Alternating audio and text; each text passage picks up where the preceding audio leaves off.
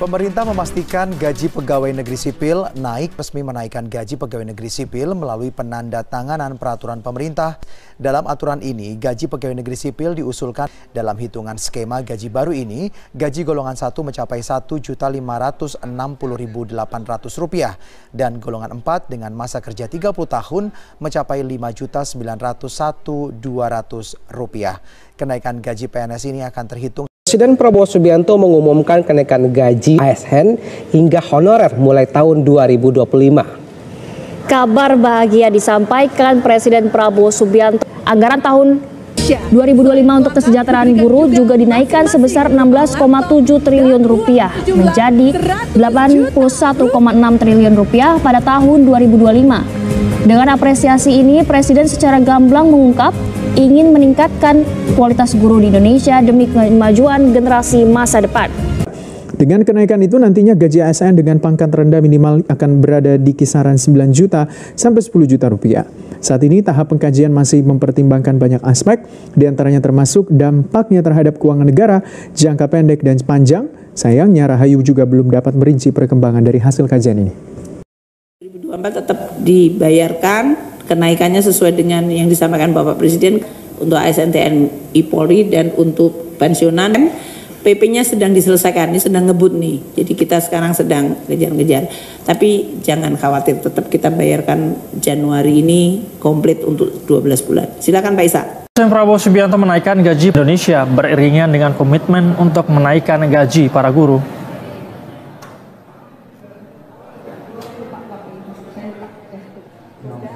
Anggota Komisi 11 DPR fraksi Gerindra, Kamrus Samad mengatakan selama 100 hari pertama Presiden Prabowo, pemerintah telah mengambil kebijakan penting, yaitu menaikkan gaji hakim agar hakim bisa bekerja secara profesional, terpenuhi kebutuhan dasar, sandang, dan pangan, sehingga bisa memberi keadilan kepada masyarakat. Pemerintah juga menaikkan gaji guru. Selain itu, Presiden juga memberi kebijakan tentang menghapus utang UMKM. Ini adalah sesuatu kebijakan yang sangat produktif. Harus dinikmati oleh rakyat Indonesia.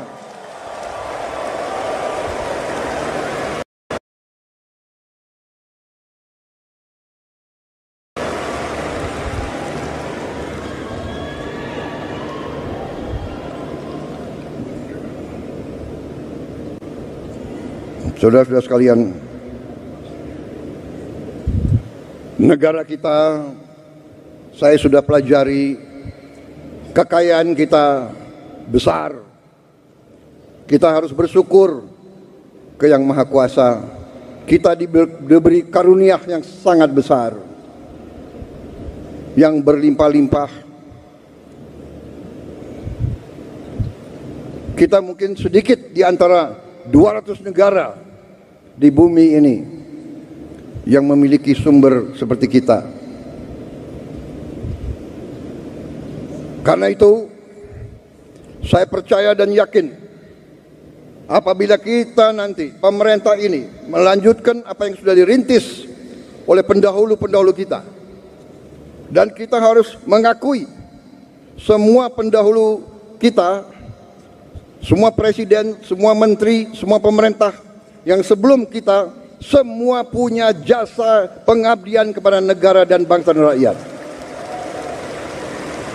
Janganlah kita menjadi bangsa dan rakyat yang tidak bersyukur kepada pendahulu, kepada orang tua, kepada senior, saudara-saudara sekalian. Tapi dengan segala apa yang sudah disumbangkan, kita sekarang bertanggung jawab. Kita harus berbuat yang lebih baik lagi. Kita harus berbuat yang lebih teliti lagi. Kita harus bekerja yang lebih berani lagi, saudara-saudara sekalian. Yang terutama, kita harus berani untuk berjuang menghasilkan pemerintahan yang bersih, pemerintahan yang sungguh-sungguh bekerja untuk rakyat Indonesia.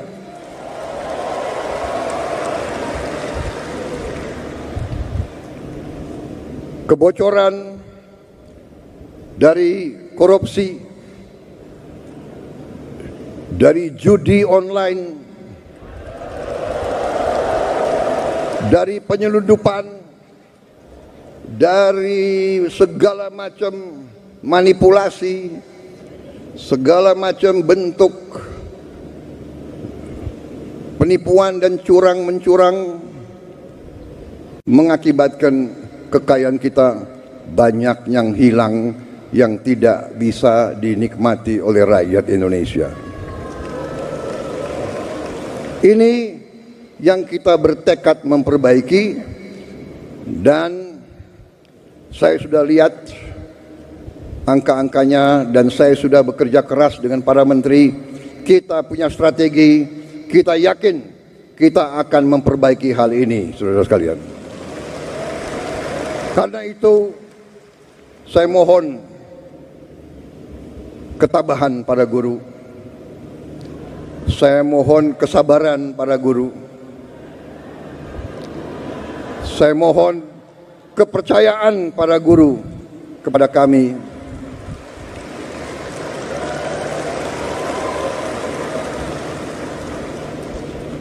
Salah satu bentuk daripada strategi kami adalah memberi makan bergizi untuk semua anak-anak Indonesia. Untuk semua anak-anak Indonesia dan ibu-ibu yang hamil. Waktu saya canangkan program ini, saya diejek, saya ditertawakan, saya dibilang saya ini setengah gila atau mungkin sudah gila. Mana mungkin kasih makan ke semua anak Indonesia? Mana mungkin? Saya katakan mungkin dan akan.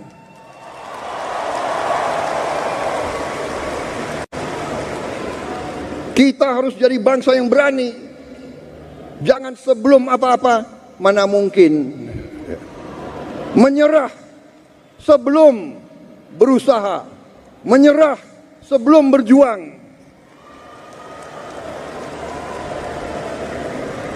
Dan saya telah mengajak semua menteri, semua wakil menteri, semua dirjen, semua pemimpin, saya mengajak mereka.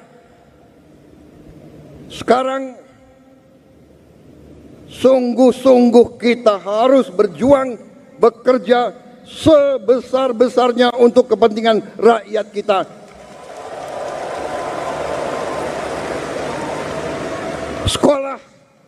Sekolah, menurut keyakinan saya, sekolah adalah pusat pembangunan nasional, saudara-saudara sekalian. Sekolah di tiap desa, sekolah di tiap kecamatan, sekolah di setiap kabupaten, inilah pusat pembangunan nasional, saudara sekalian. Karena itu sekolah harus bagus, sekolah harus bagus, harus bersih, harus baik. Tidak boleh ada sekolah yang atapnya runtuh, tidak boleh ada sekolah yang tidak ada WC untuk anak-anaknya.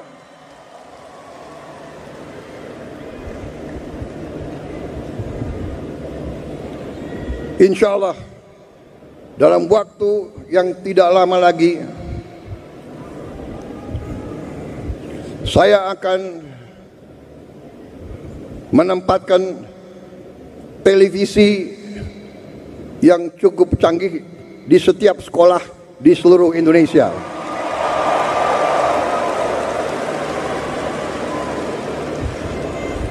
Dari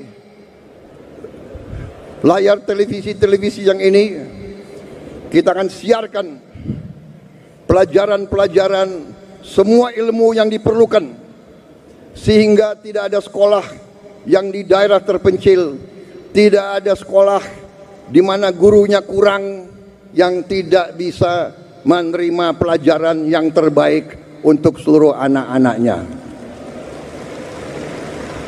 Saya minta sabar, tunggulah kurang lebih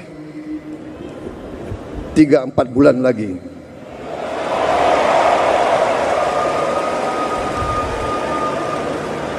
Yang akan bekerja keras, yang akan pusing Menko PMK, Menko Pemberdayaan Masyarakat, Menteri Pendidikan Dasar, Menteri Pendidikan Tinggi dan Sains, itu semuanya saya lihat akan tambah pusing, tapi nggak apa-apa. Terhormat, kalian pahlawan untuk rakyat dan untuk guru-guru kita. Kita bisa sepakati mana adalah kepentingan nasional yang inti, mana adalah kepentingan nasional yang vital bagi kelangsungan hidup bangsa kita. Kita masing-masing punya kepentingan politik masing-masing. Kita masing-masing punya kepentingan kelompok masing-masing. Tapi manakala kita sudah bicara tentang bangsa dan negara, kita harus sepakati kepentingan nasional yang vital. Saya meyakini bahwa kepentingan nasional vital kita tentunya harus kita sepakati adalah kemerdekaan dan keutuhan NKRI, keutuhan Negara Kesatuan Republik Indonesia. Dan untuk menjamin keutuhan dan kelangsungan hidup Negara Kesatuan Republik Indonesia, kita harus dengan handal, dengan cerdik, dengan pandai bisa menjaga dan mengelola kekayaan bangsa kita.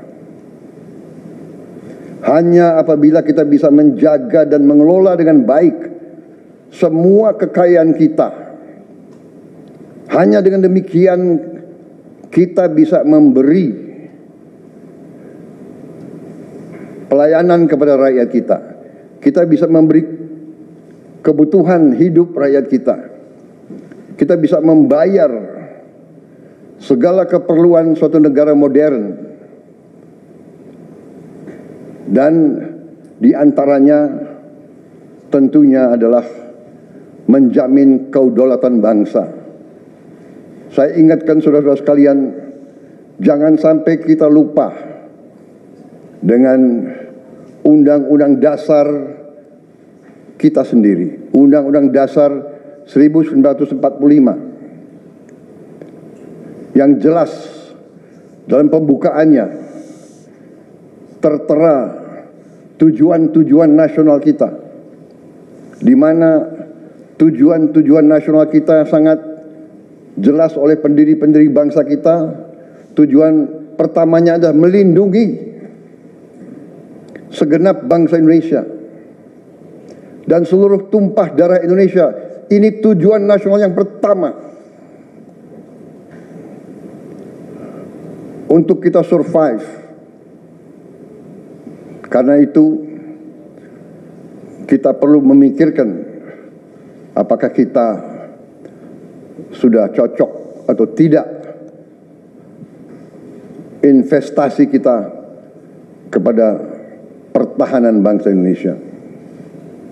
Kedua, tentunya memajukan kesejahteraan umum. Saya katakan berkali-kali bahwa negara yang merdeka, rakyatnya harus merasakan kemerdekaan. Janganlah kita bangga menjadi anggota G20 kalau rakyat kita masih banyak yang miskin, masih banyak yang lapar. Mencerdaskan kehidupan bangsa mutlak. Pendidikan bagi kita adalah prioritas yang sangat tinggi. Saya kira ini terlihat komitmen kita kepada pendidikan. Kalau tidak salah, alokasi kita dalam anggaran 2025 untuk pendidikan salah satu tertinggi, Pak. Mungkin selama sejarah kita, Pak. Untuk pertama kali kita sudah 25%, Pak. Bu ya. 20. Pak.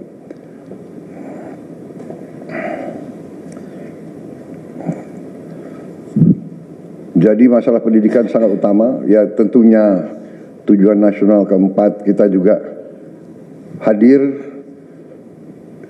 dalam pergolakan ataupun interaksi dunia, di mana kita harus selalu membela kemerdekaan bangsa-bangsa. Dan karena itu, mau tidak mau Indonesia harus kuat. Saudara-saudara sekalian, dalam hal ini semua ada beberapa penekanan dari saya. Saya paham bahwa kita baru dilantik, saya saja baru 3 hari, saudara-saudara baru 2 hari dilantik. Dan saudara-saudara, saya persilahkan secepat mungkin, terutama bagi menteri-menteri yang baru, silahkan konsolidasi sendiri, mengatur sendiri secepat mungkin administrasi saudara dan tim saudara di kementerian dan badan masing-masing. Penyusunan tim sangat penting. Tim yang baik, tim yang bisa kerjasama akan memudahkan kita mencapai target-target yang kita tentukan. Saudara-saudara, saya sangat mengutamakan kerjasama sebagai tim.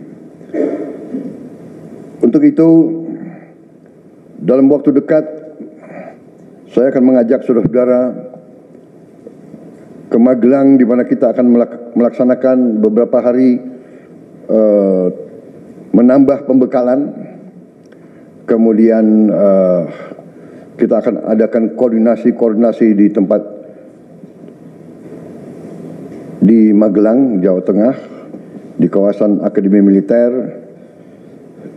Hal itu saya nilai bahwa akan membawa banyak manfaat, karena sesungguhnya lahirnya Republik kita memang proklamasi di Jakarta, tetapi ujian proklamasi berada di daerah-daerah di mana pejuang-pejuang kita melaksanakan perebutan kemerdekaan secara fisik.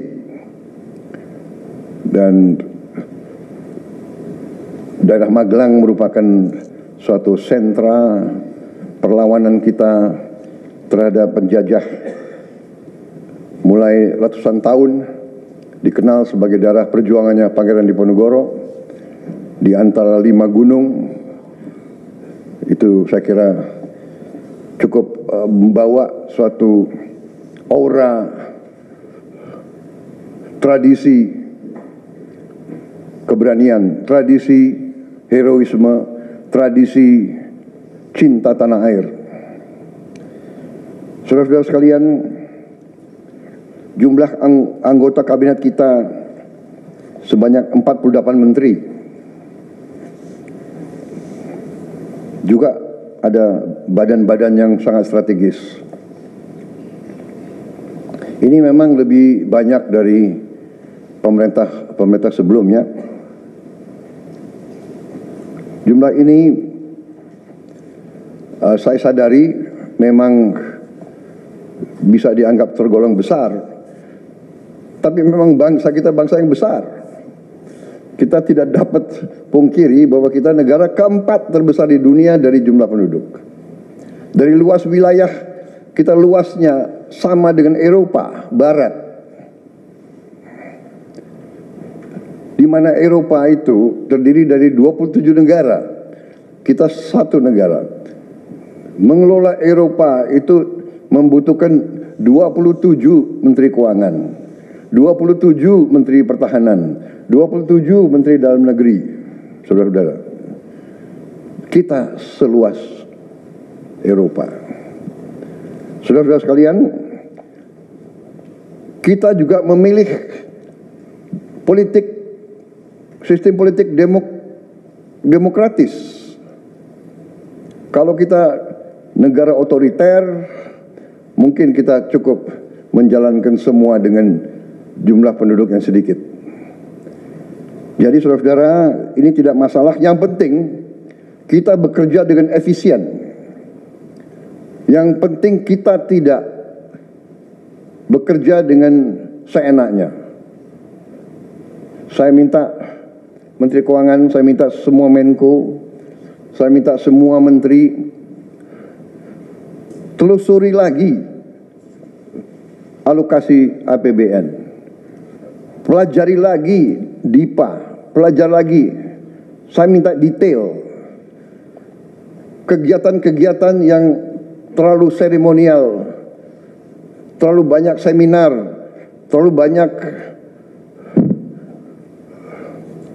sarasehan, terlalu banyak konferensi, terlalu banyak perjalanan luar negeri, mohon dikurangi. Kita harus memberi contoh. Fokus kita adalah pembangunan ekonomi, kesejahteraan rakyat ke dalam. Jangan mengada-ada studi banding belajar pramuka ke negara lain, ya. Saya minta efisien. Saudara-saudara, kalau saudara perhatikan dalam pemerintahan yang saya bentuk, saya perkuat kepala staf kepresidenan. Saya perkuat itu, saya ada tambah lagi Badan Pengendalian Pembangunan dan Investigasi Khusus. Tugas mereka adalah memonitor semua program, semua proyek yang kita akan lancarkan. Saya juga membentuk suatu badan baru, Badan Percepatan Pengentasan Kemiskinan. Badan ini akan mempelajari, akan mengikuti semua program-program perlindungan sosial, semua program-program bantuan ke bagian golongan rakyat yang masih perlu bantuan, intervensi. Bukan saya ingin mencampuri pekerjaannya kementerian-kementerian, tidak. Tapi saya ingin membantu. Di mana ada bottleneck, di mana ada kesulitan, segera kita atasi. Marilah kita jujur mengakui bahwa birokrasi di kita sangat terkenal. Sangat terkenal. Ribetnya, sangat terkenal lambatnya. Bahkan ada pembicaraan oleh rakyat kita bahwa birokrasi pemerintah kita sering mempersulit, bukan mempermudah keperluan rakyat. Bahkan ada yang mengatakan kalau bisa dibikin sulit, kenapa dibikin mudah? Ya, ini saya minta menteri-menteri sekarang, mari kita lebih berani, mari kita lebih tidak ragu-ragu untuk memberi pelayanan yang terbaik kepada rakyat kita. Jangan ragu-ragu, kalau saudara tidak puas dengan pejabat-pejabat di bawah Anda, laporkan, segera kita ganti. Begitu banyak orang yang mau mengabdi. Tidak ada orang di sini yang kebal, yang tidak patuh, tidak bekerja keras untuk bangsa dan negara dan rakyat. Saudara, saya beri wewenang, copot segera. Suruh tinggal di rumah aja, daripada bikin susah kita. Saudara-saudara sekalian, saya kira dalam waktu dekat saudara-saudara akan segera menyiapkan program kerja saudara masing-masing. Saya beri kesempatan segera, dan sewaktu-waktu terus saya akan panggil koordinasi. Tadi pagi sebelum sidang kabinet saya sudah koordinasi sama beberapa menteri, dengan Jaksa Agung, dengan BPKP, dan besok pun kita akan lanjutkan. Ada beberapa pengarahan dari saya. Menteri Bappenas, pastikan semua program dan kegiatan di semua kementerian lembaga mempunyai kontribusi yang signifikan, terukur, dan saling bersinergi. Pelajari kembali semua proyek. Jangan ada proyek yang mercusuar. Semua ditujukan kepada yang saya sampaikan pada pidato saya di depan Majelis Permusyawaratan Rakyat pada hari pelantikan saya. Kita harus swasembada pangan. Itu prioritas dasar karena situasi global. Perang besar bisa pecah setiap saat. Kita harus jamin kemampuan kita memberi makan rakyat kita sendiri. Swasembada energi mutlak. Kita bersyukur kita punya sumber alam yang sangat besar. Kita sekarang tidak boleh ragu-ragu memanfaatkannya sebaik-baiknya. Hilirisasi kunci daripada kemakmuran. Karena itu saya minta menteri-menteri terkait, Menteri Investasi, Hilirisasi, Menteri Bappenas, Menteri ESDM, dengan beberapa menteri lain, dibantu oleh tentu Menko Perekonomian dan Ketua Dewan Ekonomi Nasional, saya minta segera inventarisir proyek-proyek penting dalam program hilirisasi kita. 26 komoditas, proyek-proyek yang vital dalam 26 komoditas tersebut yang harus dihilirisasi segera dirumuskan, bikin daftar, dan kita segera untuk mencari dana sehingga kita bisa mulai hilirisasi dalam waktu yang sesingkat-singkatnya. Kemudian program makan bergizi, Kepala Badan Gizi Nasional dan semua KL untuk siapkan segera kita mulai dengan bergerak cepat, tepat sasaran, terukur, tapi jangan takut dengan kesulitan. Ya. Saya masih mendengar beberapa tokoh meragukan kemampuan kita untuk laksanakan itu. Saya tidak katakan bahwa ini bisa selesai dalam 1 minggu, 2 minggu, atau 3 bulan. Tidak ada di antara kita yang punya tongkat Nabi Sulaiman. Tapi kita bisa berhitung, kita bisa mengelola, kita bisa alokasi dana, kita bisa kerahkan sumber daya.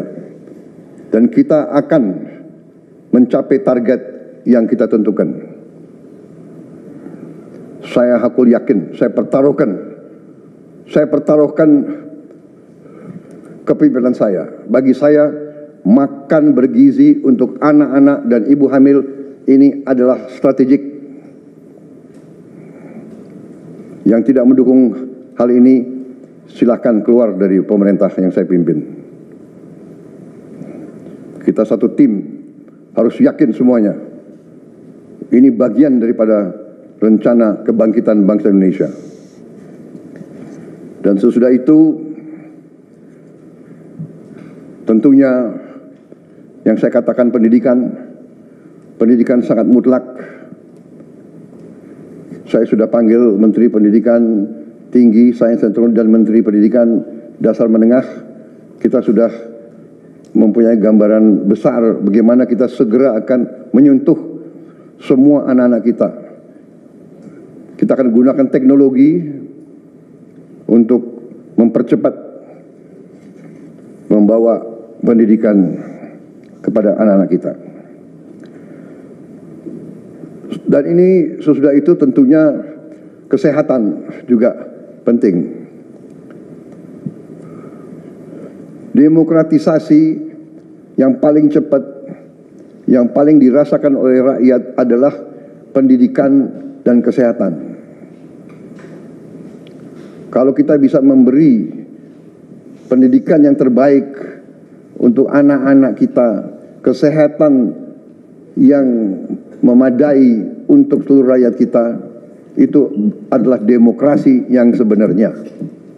Saudara-saudara,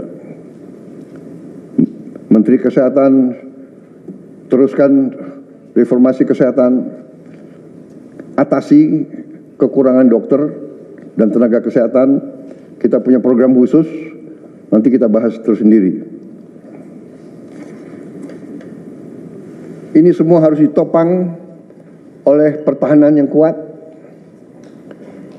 penegakan hukum yang tidak ragu-ragu. Saya minta Jaksa Agung, Kapolri, BPKP, Badan Intelijen Negara fokus ancaman yang berat bagi kita, judi online, narkoba, penyelundupan,